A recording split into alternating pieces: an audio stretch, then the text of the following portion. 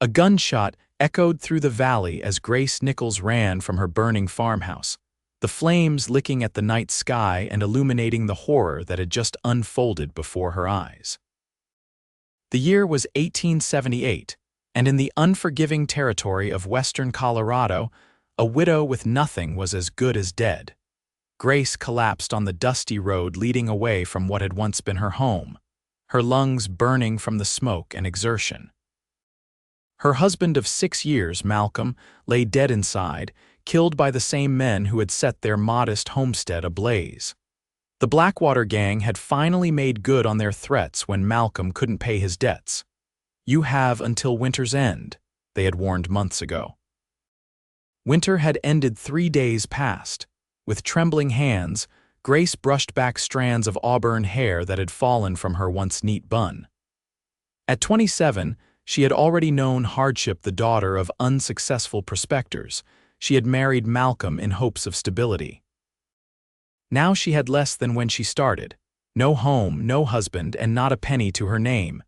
As dawn broke over the mountains, Grace had walked 5 miles toward the town of Silverton, her boots worn and feet blistered.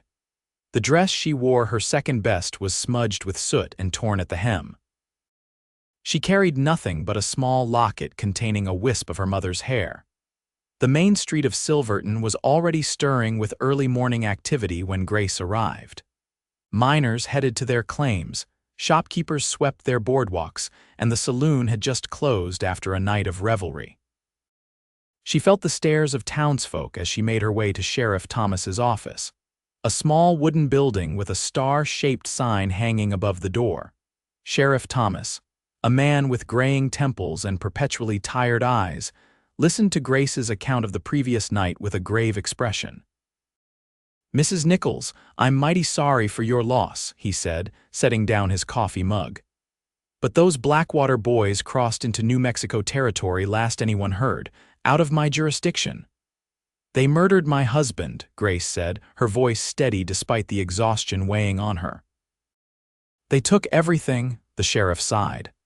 "I can send some telegrams, but don't hold out much hope. In the meantime," he hesitated, "the church might be able to help you with some charity." Grace stiffened. She had never taken charity before. But as the reality of her situation sank in, she realized pride was a luxury she could no longer afford. The local church provided Grace with temporary lodging in a small room attached to the parsonage.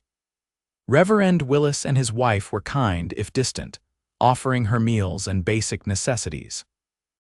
But Grace knew their charity could not last forever. After a week of mourning, Grace ventured to Silverton's general store, seeking work. The proprietor, Mrs. Holcomb, a narrow-faced woman with shrewd eyes, looked Grace up and down. "I don't have need for help," she said, folding her arms across her chest. "Half the miners' wives are already looking for odd jobs since the Silver Cliff mine reduced operations." It was the same story at the hotel, the laundry, and even the schoolhouse. Silverton was feeling the pinch of the economic downturn, and no one was hiring, especially not a woman with no particular skills beyond running a modest farm. By the end of her second week in town, the reality of Grace's situation had become painfully clear. The Reverend had delicately suggested that there were establishments in Durango that hired unattached women, his face flushing red as he spoke. His wife had quickly added that the stagecoach line was hiring kitchen help at their way station 20 miles east. That evening, Grace sat on the narrow bed in her borrowed room, her few possessions gathered around her. Tomorrow she would have to make a choice: head east to the stagecoach station or west to Durango, neither option promising much in the way of dignity or security. A knock at the door startled her from her thoughts. "Mrs. Nichols," Mrs. Willis called, "there's someone here to see you." Grace quickly smoothed her hair and straightened her borrowed dress before opening the door. Standing beside Mrs. Willis was a man Grace had never seen before, tall and broad-shouldered, with sun-darkened skin and eyes the color of a summer storm. He removed his hat as she appeared, revealing dark hair in need of a trim. "Mrs. Nichols," he said, his voice deep and even. "My name is Declan Lawson. I understand you're looking for work." Mrs. Willis excused herself with a knowing smile that Grace couldn't interpret. "I am," Grace replied cautiously. "Do you have something to offer, Mr. Lawson?" "I might," he said. "I have a ranch about 10 miles north of town. Nothing fancy, but it's growing. I need someone to keep house, cook meals. It's honest work, Mrs. Nichols." Grace studied him carefully. He was dressed simply but well-cotton shirt under a leather vest, denim trousers and boots that had seen their share of trails but were well-maintained. No visible weapons, though she suspected he carried something hidden. Most men in these parts did, and why come to me? She asked. "I'm sure there are women in town who need work just as badly." A faint smile crossed his face. "Sheriff mentioned your situation, said you were from farming stock. I need someone who understands ranch life, not some town girl who'll run screaming at the first sight of a rattlesnake." Grace almost smiled at that. She'd killed her share of rattlers over the years. "The pay isn't much," Declan continued, "but you'd have room and board, and it would be your own place, a cabin near the main house. You'd be safe there." Safety. The word hung in the air between them. Safety was a commodity as precious as gold in these parts, especially for a woman alone. "When would you need me to start?" Grace asked. "I'm heading back tomorrow morning," he replied, "but don't feel rushed. It's a big decision." Grace looked around the small room that had been her temporary shelter. She thought of the stagecoach station, of Durango's establishments, of the charity that would eventually run dry. "I don't need until morning, Mr. Lawson," she said, meeting his gaze directly. "I can be ready to leave at first light." Declan nodded, a look of respect flashing in his eyes. "First light it is, then. I'll come by with the wagon." After he left, Grace sat on the edge of the bed, wondering if she had made the right decision. She knew nothing about this man beyond his name and profession. But something in his steady gaze had seemed trustworthy, and she had precious few options left. As promised, Declan arrived the next morning just as the first rays of sunlight were painting the eastern sky. His wagon was well-maintained but plain, pulled by two strong-looking bay horses. Grace's few belongings were quickly loaded, and after a brief goodbye to the Willises, they were on their way out of town. The journey north took most of the morning. At first they rode in silence, the creak of the wagon wheels and the steady rhythm of the horses' hooves the only sounds between them.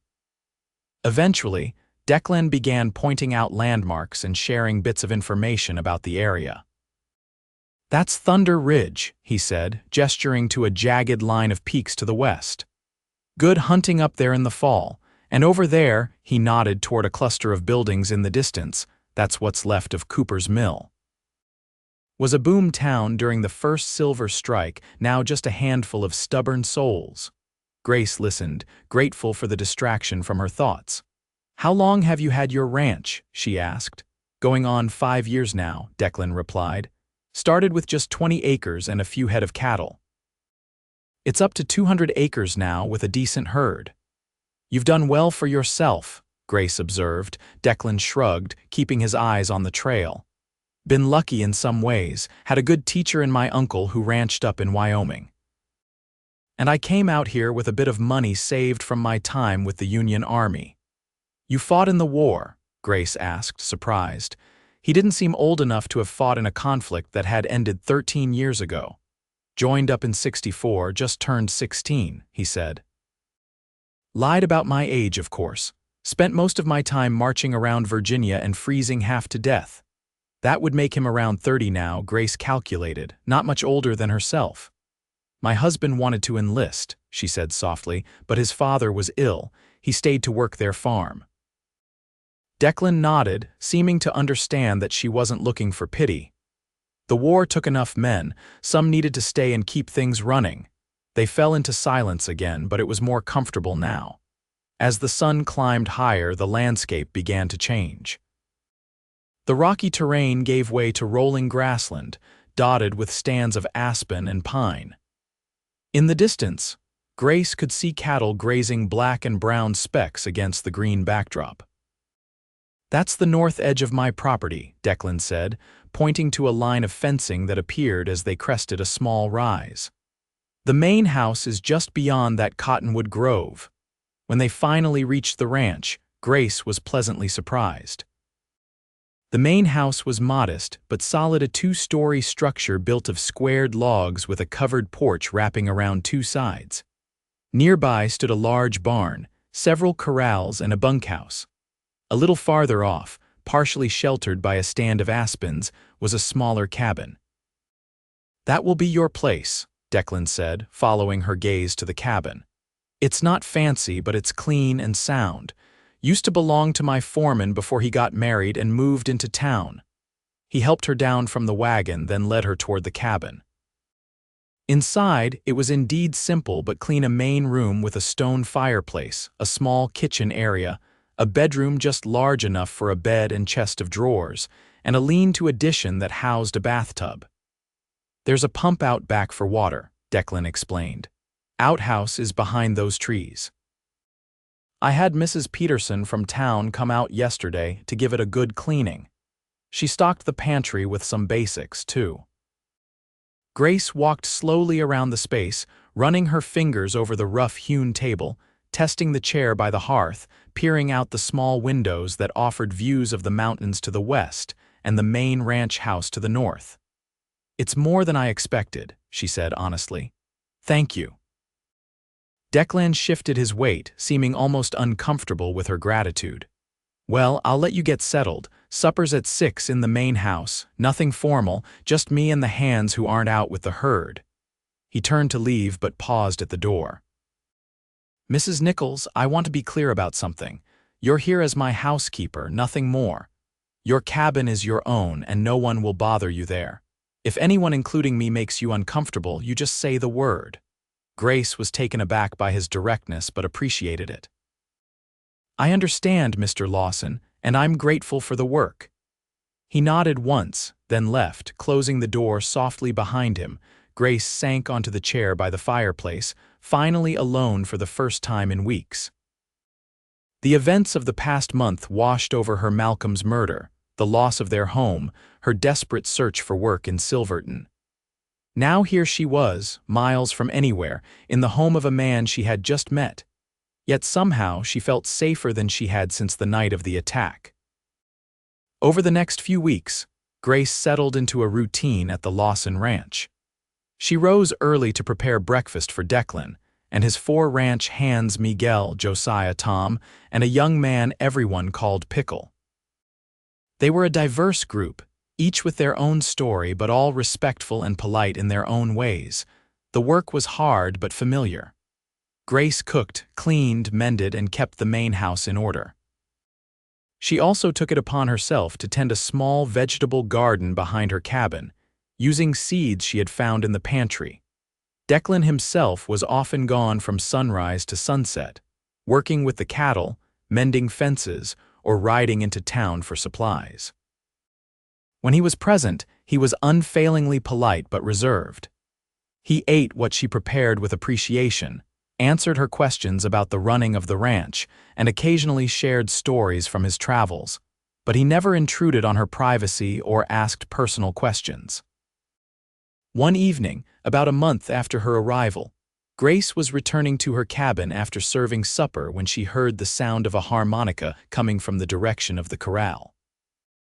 Curious, she followed the sound and found Declan sitting on the top rail, playing a melancholy tune as the sunset painted the sky in shades of orange and pink. He stopped when he noticed her approach. "Don't stop on my account," Grace said. "It was beautiful." Declan slipped the harmonica into his shirt pocket. "Just something my father used to play. Helps me think." "What are you thinking about?" Grace asked, surprising herself with the directness of the question. Declan was quiet for a moment, then said, "The future, I suppose. Been thinking about expanding the operation, maybe trying my hand at horse breeding alongside the cattle." "That sounds like a good idea," Grace offered. "The Army's always buying good horses, aren't they?" Declan looked at her with new interest. "They are. How do you know about that?" Grace leaned against the corral fence. My father tried his hand at it before he got gold fever, said the military buyers were the most reliable customers a man could ask for. Your father was right, Declan said. What happened with the gold fever? Grace sighed. What usually happens.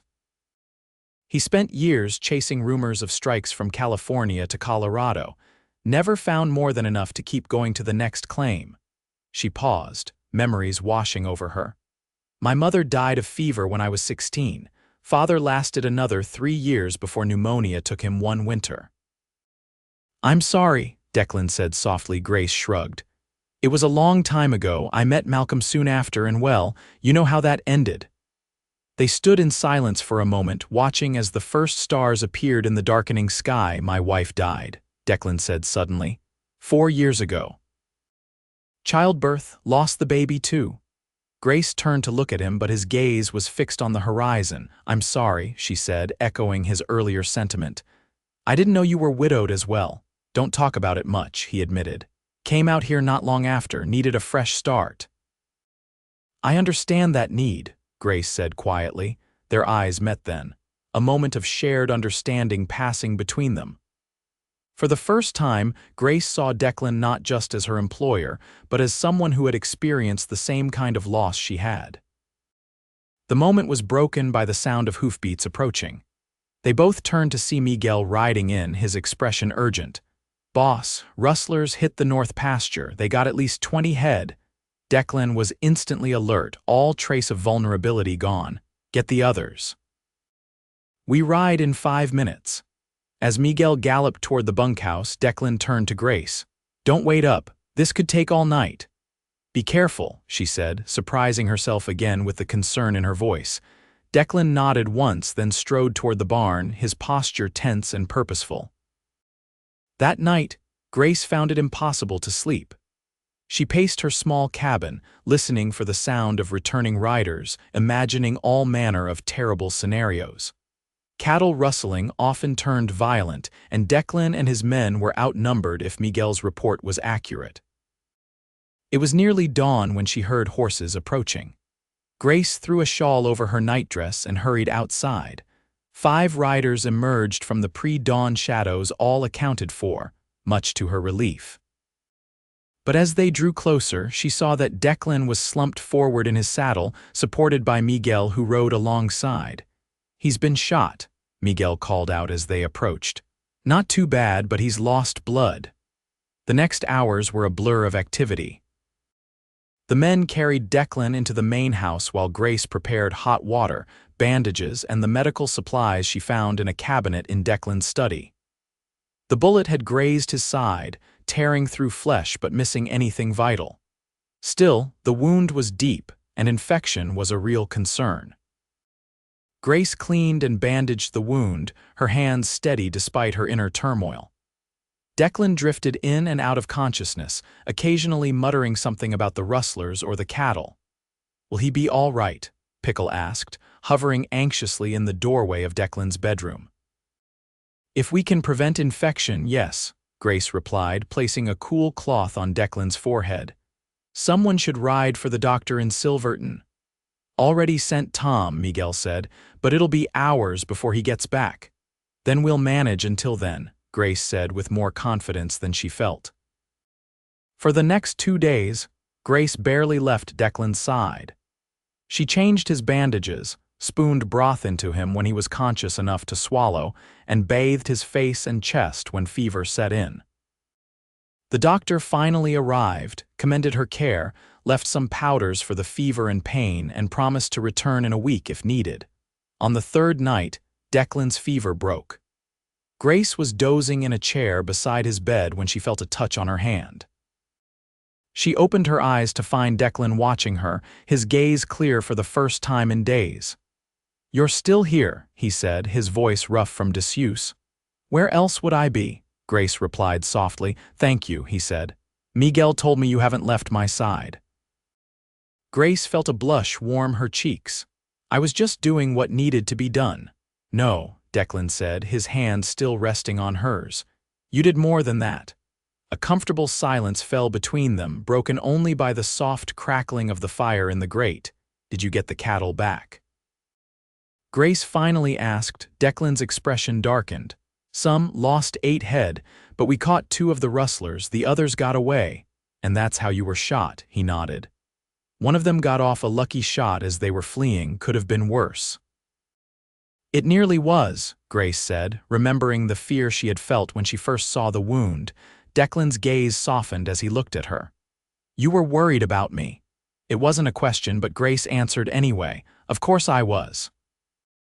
Something shifted between them in that moment, a recognition of feelings that had been growing since the night by the corral. But neither was ready to put those feelings into words. You should get some rest, Declan said, reluctantly withdrawing his hand from hers. In your own bed. I'll be fine now. Grace wanted to protest but knew he was right. She was exhausted. I'll check on you in the morning, try to get some sleep. As she walked back to her cabin in the moonlight, Grace was acutely aware that something had changed. Her feelings for Declan had evolved from respect to something deeper, more complicated. And based on the way he had looked at her, the feeling might be mutual. The question was, what would they do about it? Over the next few weeks, as Declan recovered from his wound, a new pattern emerged between them. Their conversations became longer, more personal. They began taking supper together in the main house after the ranch hands had eaten, discussing books they had read, sharing stories from their pasts, and talking about their hopes for the future. Grace found herself looking forward to these evenings with an eagerness that both exhilarated and frightened her. She had not expected to feel this way again after Malcolm's death had, in fact, resigned herself to a life alone. Yet here she was, her heart quickening every time Declan entered a room. For his part, Declan seemed equally affected. He found reasons to be near the main house when Grace was working, offered to help her with tasks that she could easily manage alone, and brought her small gifts from his trips to town: a ribbon for her hair, a book of poetry, wildflower seeds for her garden. The ranch hands noticed the change, exchanging knowing glances when Declan lingered over breakfast or when Grace blushed at something he said. Even the animals seemed aware of the shifting dynamic. Declan's favorite horse, a chestnut gelding named Rusty, had taken to following Grace around whenever she was near the corral, much to everyone's amusement. One crisp autumn evening, as the aspen leaves were turning gold, Declan invited Grace to ride with him to a spot he wanted to show her. They set out just before sunset, Declan on Rusty and Grace on a gentle mare named Daisy. They rode for about 20 minutes, following a stream that wound through the property until they reached a small meadow surrounded by aspens. In the center of the meadow stood a large, flat-topped boulder. I come here sometimes to think, Declan said as they dismounted. It's peaceful. They climbed onto the boulder, which offered a perfect view of the sunset over the distant mountains. For a while, they sat in comfortable silence, watching as the sky turned from blue to orange to deep purple. Grace, Declan finally said, turning to face her, I need to tell you something. There was an intensity in his eyes that made her heart race. What is it? When I hired you, I meant what I said about you being here just as my housekeeper. I had no intention of. He paused, searching for the right words. I wasn't looking for anything more. Grace felt a sudden chill that had nothing to do with the evening air. I understand, she said stiffly. If I've done something to make you uncomfortable, no, Declan interrupted, reaching for her hand. That's not what I'm saying at all. What I'm trying to tell you is that things have changed for me. My feelings have changed. Grace's breath caught in her throat. Mine have too, she admitted softly. After Rebecca died, Declan continued, I never thought I'd feel this way again. Didn't want to, if I'm being honest. But then you came along so strong despite everything you'd been through, so determined to make your own way. He squeezed her hand gently. I admired you from the start, Grace, but now it's more than admiration. Much more. Grace felt tears welling in her eyes, but they were tears of joy, not sorrow. I came here with nothing, Declan. No home, no family, no future to speak of. You had yourself, he countered. Your courage, your dignity, that's what drew me to you. I was so broken when I came here, Grace whispered. I didn't think I'd ever feel whole again. And now, Declan asked, his voice equally soft. Grace met his gaze directly. Now I feel like I'm starting to heal, and a lot of that is because of you. Declan reached up to brush a strand of hair from her face, his touch gentle. May I kiss you, Grace? Her answer was to lean forward, closing the distance between them. Their first kiss was tender, hesitant a question being asked and answered. When they finally pulled apart, both were smiling. I never expected this, Grace said, leaning her forehead against his. Neither did I, Declan admitted, but I'm mighty glad it happened. They stayed in the meadow until the first stars appeared, talking about what this new development meant for them both. They agreed to take things slowly, to give their feelings time to grow naturally. But both knew in their hearts that something significant had begun, something with the potential to heal their past wounds and create a new future together. As winter settled over the Colorado territory, the Lawson ranch prepared for the harsh months ahead. Hay was stored, livestock moved to sheltered pastures, and the buildings were winterized against the coming snow and cold. Grace and Declan's relationship continued to deepen, their evenings now spent planning not just for the winter, but for a shared future. In early December, a heavy snowstorm kept everyone confined to the ranch for 3 days. On the 4th day, as Grace was preparing breakfast, she heard the sound of approaching horses. Looking out the window, she saw a group of riders making their way up the snow-covered road to the ranch, 6 men, heavily armed. Her blood ran cold as she recognized the lead rider, Jake Blackwater, the man who had murdered Malcolm and burned their farm. Declan, she called urgently. Riders coming in. It's the Blackwater gang. Declan was at her side instantly, peering out the window. You're sure? Positive, Grace said, her voice tight with fear. The one in front, that's Jake Blackwater himself. Declan's expression hardened. Get to your cabin and stay there. Lock the door. Declan, no, Grace protested. These men are killers. I know what they are, Declan interrupted. And I'm not facing them alone. Miguel and the boys are already in position. Grace looked out again and saw that Declan was right. His ranch hands had strategically placed themselves around the property, weapons ready but hidden from the approaching riders. They must have followed the doctor back from town, Declan muttered, been waiting for the snow to clear. What do they want? Grace asked, though she feared she already knew the answer. You, Declan said grimly. They've probably been tracking you since Silverton. Men like that don't like leaving witnesses. Fear and anger warred within Grace. I won't hide while you risk your life for me. Declan turned to her, his expression softening despite the tension of the moment. I'm not asking you to hide, Grace. I'm asking you to trust me. I've got a plan, but I need to know you're safe. After a moment's hesitation, Grace nodded. Be careful, she said, echoing her words from the night of the rustler incident. Always, Declan replied, giving her a quick kiss before reaching for his rifle. Grace hurried to her cabin, but she didn't hide. Instead, she retrieved the small Derringer pistol Declan had given her for protection and positioned herself by the window, watching as the Blackwater gang approached the main house. From her vantage point, she could see Declan step onto the porch, rifle held casually but ready. The riders stopped about 20 yards from the house. Can I help you, gentlemen? Declan called, his voice carrying clearly in the cold air. Jake Blackwater urged his horse forward a few steps. Might be you can. I'm looking for a woman, name of Grace Nichols. Heard she might be staying here. What business do you have with Mrs. Nichols? Declan asked, his tone neutral but his posture alert. Personal business, Blackwater replied with a cold smile. She's a witness in a legal matter concerning my brother. A legal matter that involved burning her home and murdering her husband, Declan challenged. Blackwater's smile vanished. You seem to know a lot about it. I know enough, Declan said. Enough to tell you that you're not welcome here and Mrs. Nichols is under my protection. The other riders shifted, hands moving toward weapons. Blackwater held up a hand to stop them, his eyes never leaving Declan. You're outnumbered, Cowboy, he said. Don't be a fool. The woman isn't worth dying for. "That's where you're wrong," Declan replied calmly.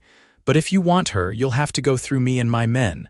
At his words, Miguel, Josiah, Tom, and Pickle emerged from their hiding spots, all armed and ready. The odds were now even. For a tense moment, no one moved. Then Blackwater laughed a harsh, ugly sound. "Well, well, the little widow's found herself some protection. No matter, we'll be back, Cowboy, with more men next time. You do that," Declan said evenly. "But know this, every man who rides onto my property with the intention of harming Mrs. Nichols will not ride off again. That's a promise." Blackwater's face darkened with anger, but he was smart enough to recognize the disadvantage of his position. With a curt nod to his men, he wheeled his horse around, and the gang rode away, leaving churned snow and tension in their wake.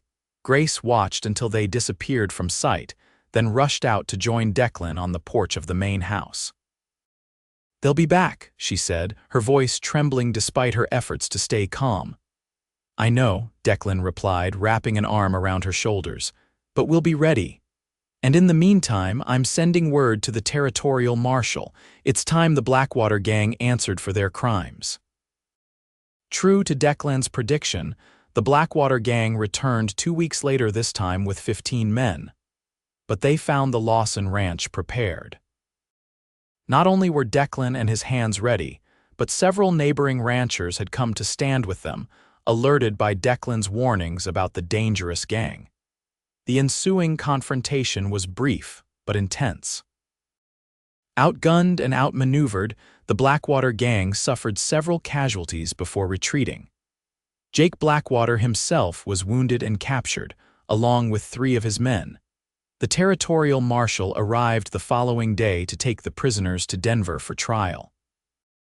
With multiple witnesses, including Grace, willing to testify against them, the Blackwater gang's reign of terror in the Colorado Territory came to an end. In the aftermath, as the ranch returned to its normal routines, Declan found Grace sitting by the fire in the main house, lost in thought. "Penny for your thoughts," he said, taking a seat beside her. Grace smiled, reaching for his hand. "I was just thinking about how much has changed in the past months. When I came here, I truly had nothing, no home, no hope, no future." "I remember," Declan said softly. "You looked so lost that day in the parsonage, but there was a fire in you too. I knew right then you were someone special." "I told Reverend Willis once that I had nothing left," Grace continued, "and he said something I didn't understand at the time.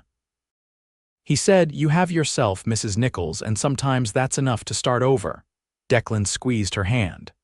"Wise man, that Reverend." "He was," Grace agreed, "but I think I needed more than just myself to truly start over. I needed this place." She looked around the warm, comfortable room that had become more of a home to her than any place since her childhood. "I needed you." Declan's expression grew serious. "Grace, there's something I've been wanting to ask you." He slipped from his chair to one knee before her, still holding her hand. From his pocket, he produced a simple gold ring with a small diamond that caught the firelight. "I know it hasn't been that long," he said, his voice husky with emotion, "but I can't imagine my life without you in it. Will you marry me, Grace? Make this ranch our home together." Tears spilled down Grace's cheeks as she nodded. "Yes," she whispered. "Yes, I will." As Declan slipped the ring onto her finger, Grace felt the last pieces of her broken heart healing. From the ashes of tragedy, they had found each other and built something new, something strong and true.